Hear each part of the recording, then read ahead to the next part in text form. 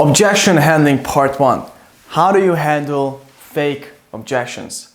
How do you handle, I'm gonna think about it, I need to do some more research, and whatever the type of fake objections you can come up with.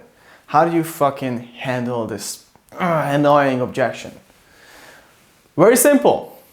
Because there is, what you should understand is that the methodology, you know, the anatomy of it, is that there is another objection behind the I'm gonna think about it.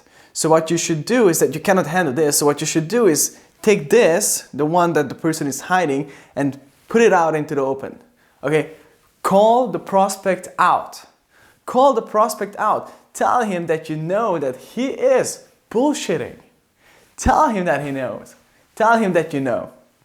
Just do it. What I do with fake objections is that I call the prospect out and I say, okay, I got it. You want to think about it. You want to do some more research, but let's be honest here. You just don't think that my service is for you, right?